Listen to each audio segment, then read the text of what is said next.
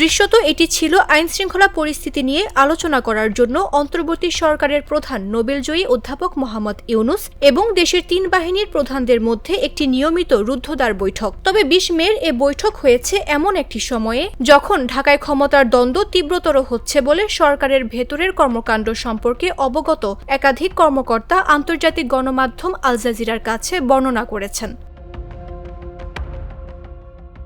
এ উত্তেজনাকে দেশের সামাজিক ও মূলধারার গণমাধ্যমে অন্তর্বর্তী প্রশাসন এবং সশস্ত্র বাহিনীর মধ্যে এক ধরনের স্নায়ুযুদ্ধ হিসেবে উপস্থাপন করা হচ্ছে। এই টানাপোড়েন এখন ইউনূসের ভূমিকায় ভবিষ্যৎকে হুমকির মুখে ফেলেছে।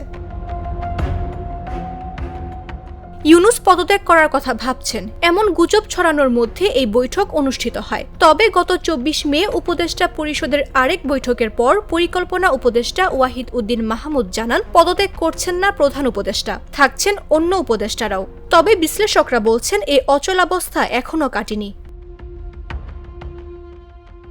দেশের সাম্প্রতিক অস্থিরতা এবং নির্বাচনী গণতন্ত্রে ফেরার ক্ষেত্রে দেশের অপরিপক্ব প্রচেষ্টার ওপর এর কী প্রভাব তা খতিয়ে বিশ্লেষণ করেছে আন্তর্জাতিক গণমাধ্যম আল জাজিরা।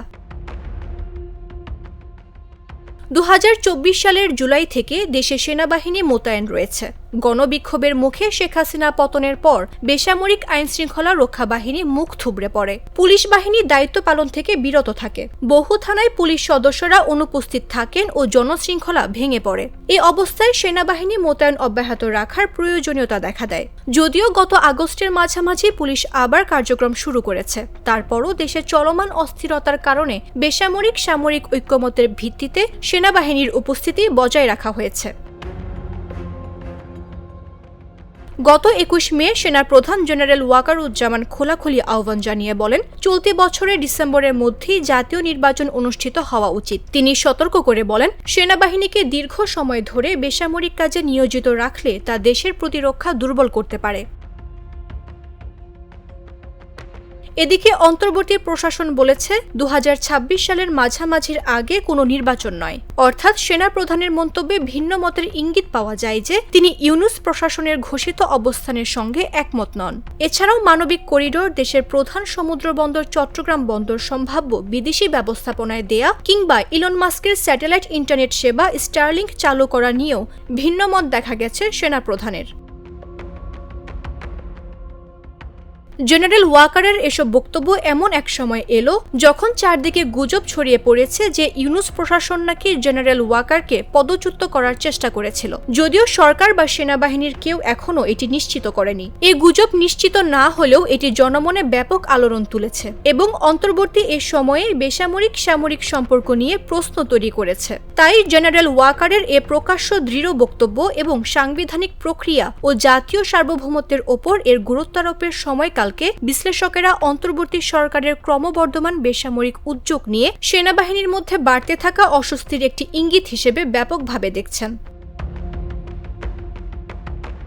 এদিকে রাজনৈতিক দলগুলোর সঙ্গেও কি অন্তর্বর্তী সরকারের উত্তেজনা রয়েছে? অন্তর্বর্তী সরকার গঠিত হওয়ার পর থেকেই বিভিন্ন দিক থেকে ক্রমবর্ধমান চাপের মুখে রয়েছে। বৃহত্তম রাজনৈতিক দল বিএনপির জাতীয় নির্বাচন অবশ্যই ডিসেম্বরের মধ্যে হতে হবে। এছাড়াও বিএনপি নেতা ইশরাককে মেয়রের দায়িত্ব দেয়া এবং ২ উপদেষ্টার পদত্যাগের দাবি সহ বেশ কিছু দাবিতে একের পর এক আন্দোলন চালিয়ে যাচ্ছে বিএনপি। অন্যদিকে ছাত্রদের নেতৃত্বাধীন দল জাতীয় নাগরিক পার্টি এবং আরও কয়েকটি দল বলছে, যে কোনো নির্বাচনের আগে দেশজুড়ে ব্যাপক সংস্কার ও গত বছরের ছাত্র আন্দোলনে দমন পীড়নের ঘটনায় জড়িত সাবেক আওয়ামী লীগ নেতাদের বিচার নিশ্চিত করতে হবে। এদিকে ডক্টর ইউনূসের পদত্যাগের কথা ভাবছিলেন কিনা এ বিষয়ে অন্তর্বর্তী প্রশাসনের সূত্রগুলো আল জাজিরাকে জানায়, ইউনূস এখনও তার সিদ্ধান্ত বিবেচনা করছেন।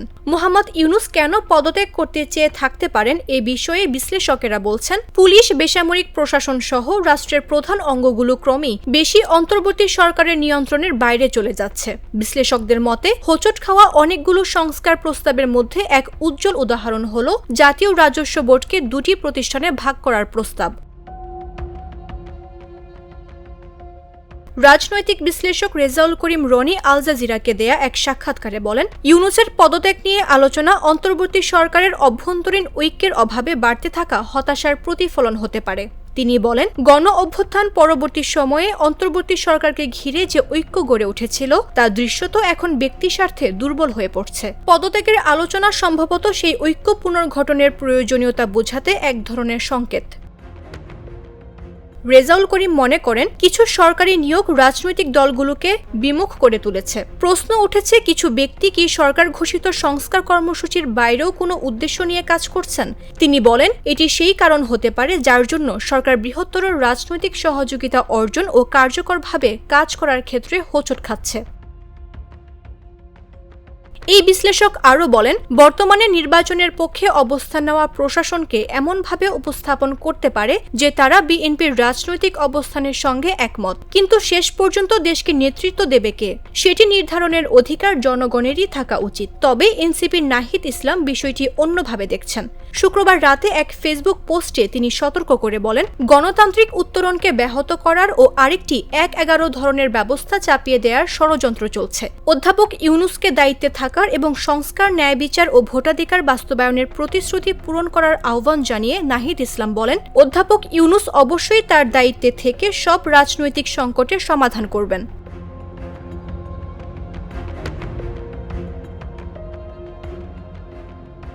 এসবের মধ্যে জনগণের উদ্বেগ বাড়ছে। সময় গড়িয়ে চলার সঙ্গে সঙ্গে সবার দৃষ্টি এখন মোহাম্মদ ইউনূসের দিকে। তিনি কি পারবেন দৃঢ় অবস্থান নিতে? পারবেন কি গত বছরের নাটকীয় গণ অভ্যুত্থানের পর দেশের দ্বিতীয় রূপান্তরকে সফলভাবে নেতৃত্ব দিয়ে নতুন ঐক্যমত প্রতিষ্ঠা করতে? মামদুহা রাইসা, জাগো নিউজ।